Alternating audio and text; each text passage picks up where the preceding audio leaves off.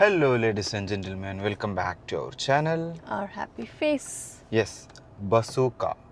Bazooka movie കണ്ടിട്ട് ഇറങ്ങിയിട്ട് ഇതാ വണ്ടിയിൽ കയറിയിരുന്നു നമ്മുടെ മമ്മൂട്ടിയുടെ സ്വന്തം ബസൂക്ക. യെസ്. അതായത് മമ്മൂട്ടിസം എന്ന് പറയാം. മമ്മൂട്ടിയാണ് ഫുൾ സ്ക്രീനിൽ അല്ലേ? മമ്മൂട്ടി ആൻഡ് ഗൗതം വാസുദേവൻ, ഈ രണ്ടാൾക്കാരുടെ ഒരു സ്ക്രീൻ പ്ലേ മൂവി. എന്തെന്നാ പറയാ, സ്ക്രീൻ പ്രസൻസും എല്ലാം സ്പെഷ്യലി മമ്മൂട്ടി അത് പറയാനില്ല. പടത്തിന്റെ സ്റ്റോറി അതൊക്കെ നമുക്ക് പിന്നെ പറയാം.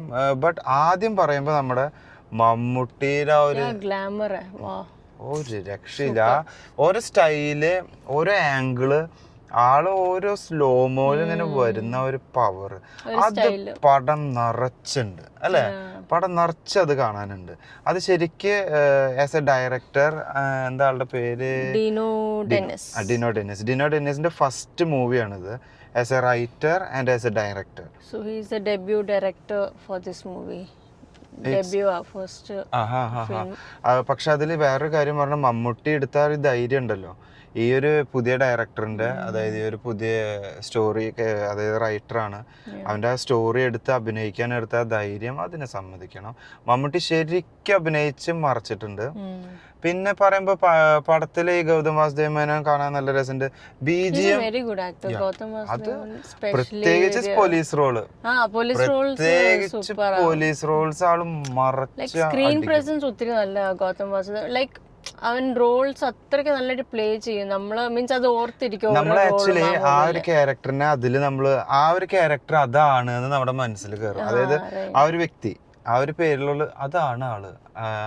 ഗൗതം വാസുദേവ മേനോൻ എന്നുള്ള പേരല്ലോ അറിയത്തില്ല. Even I didn't know his name. Like means നേരത്തെ ആൾക്കാർക്ക് അറിയായിരിക്കും, but I never knew his name. But I have seen him in movies. അപ്പൊ ആ ഒരു റോളൊക്കെ നമുക്ക് ഓർമ്മയിരിക്കും. എപ്പോഴും അതാ നിൽക്കുക, അത് ആളുടെ ഒരു അതാണ് അഭിനയം. പിന്നെ അങ്ങനെ കുറെ മൂവീസിന്റെ അകത്ത് കണ്ടിട്ട് ഞാൻ അരുണിനോട് ചോദിക്കും ഈ പേരെന്തോ ആക്ടറിന്റെ, ലൈക്ക് അത്രയ്ക്ക് ഇമ്പാക്ട് ക്രിയേറ്റ് ചെയ്യുന്ന. അപ്പൊ പടത്തിന്റെ കുറിച്ച് ഈ രണ്ട് ആൾക്കാർ, മമ്മൂട്ടിയുടെയും ഗൗതം വാസുദേവ മേനോന്റെയും ഫുള്ള് സ്റ്റൈൽസും റോൾസും കാണാം. BGM ഒരു രക്ഷയില്ല. മ്യൂസിക് പടത്തില് ഈവൻ ഓരോ ക്യാരക്ടറിനെ ഇൻട്രൊഡ്യൂസ് ചെയ്യുമ്പോൾ അയ്യോ പൊളി സാധനങ്ങൾ വരുന്നുണ്ട്. ബട്ട് പടം മുഴുവൻ BGM ആയി.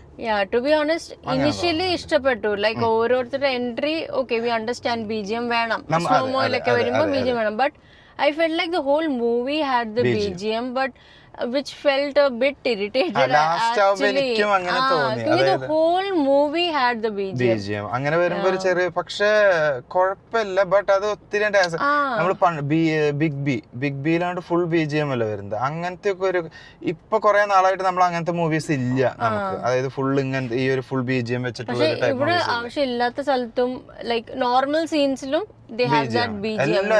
ഈവൻ ഓരോ ക്യാരക്ടറിനെ നമുക്ക് ഇൻട്രൊഡ്യൂസ് ചെയ്യുമ്പോ എല്ലാവർക്കും BGM ഉണ്ട്. ഈവൻ വില്ലൻ ആയാലും നായകനായാലും ഈവൻ ഒരു സൈഡ് റോൾ അഭിനയിക്കുന്ന ആൾക്കും BGM ഉണ്ട്.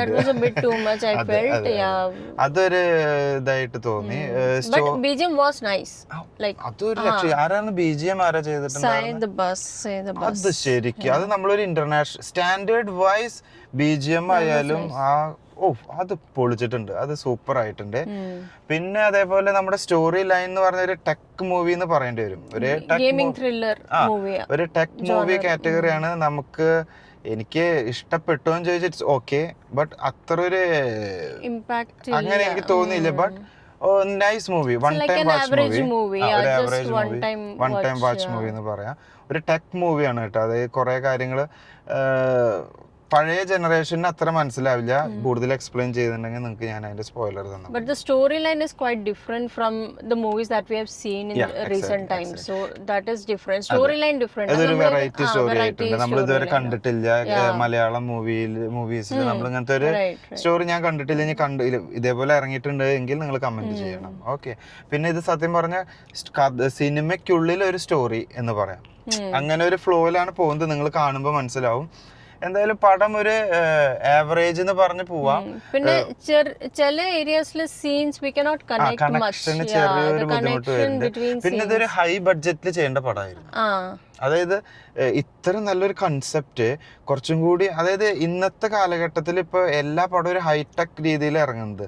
ഇപ്പൊ റീസെന്റ് ഇറങ്ങിയ കുറച്ച് പടങ്ങൾ നോക്കിയാണ് ആ ഒരു കാറ്റഗറിയിലുള്ള കഥയുണ്ട്. പക്ഷെ അത് എന്താ സ്ക്രീനിലേക്ക് വന്നപ്പോ അത് ഫുള്ള് ചെയ്യാൻ പറ്റിയിട്ടില്ല എന്ന് തോന്നുന്നു. അത് അവരൊന്നും കൂടി ശ്രദ്ധിക്കേണ്ടതായിരുന്നു. കുറച്ചും കൂടി ഹെവി ടൈപ്പ് ഓഫ് ലാസ്റ്റത്തെ സീൻസ് കുറച്ചും കൂടി ലക്ഷറി എന്ന് പറഞ്ഞ കുറച്ചും കൂടി പൈസ ആയിട്ട് ഒരു സാധനം ചെയ്യേണ്ടതായിരുന്നു. ബട്ട് അത് ഓരോ മൂവി ഓരോ രീതിയിൽ ഒരു ഫ്ലോയില് പോയി എൻഡ് ചെയ്യുന്നു. സ്റ്റോറി ലൈൻ ഉണ്ട്, നല്ല രസമായിട്ട്. ചില മൂവീസിൽ നമുക്ക് എൻഡിങ് കാണുമ്പോൾ it was A good ending, അങ്ങനത്തെ ഒരു എഫക്റ്റ് ഇല്ല.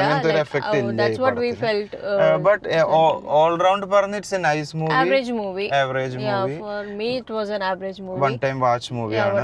തിയേറ്ററിൽ പോയി കാണണം. കാരണം ഈ BGMs-ന്റെ ഈ ഹൈ പ്രസൻസ് ഉള്ളത് കൊണ്ട് നമ്മൾ തിയേറ്ററിൽ പോയി കണ്ടാലാണ് ഒരു theater effect is good. ചുരുക്കി പറഞ്ഞാൽ മമ്മൂട്ടി ഫാൻസിന് കൈയടിക്കാനും വിസിലടിക്കാനും പറ്റിയ മമ്മൂട്ടിയുടെ ഓരോ എൻട്രിയിൽ like we will feel really good, you know, നമുക്ക് നല്ല കണ്ടോണ്ടിരിക്കാൻ തോന്നും.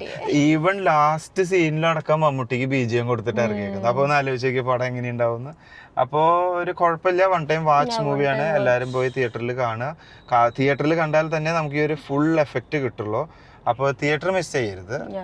But it's fine movie. Okay, ഒത്തിരി എക്സ്പെക്ട് ചെയ്ത് പോകാനുള്ള ഒരു മൂവി അല്ല. ഓക്കെ, അപ്പോൾ അതാണ് ഞങ്ങളുടെ റിവ്യൂ. ഇത് ഞങ്ങളുടെ മാത്രം റിവ്യൂ ആണ്.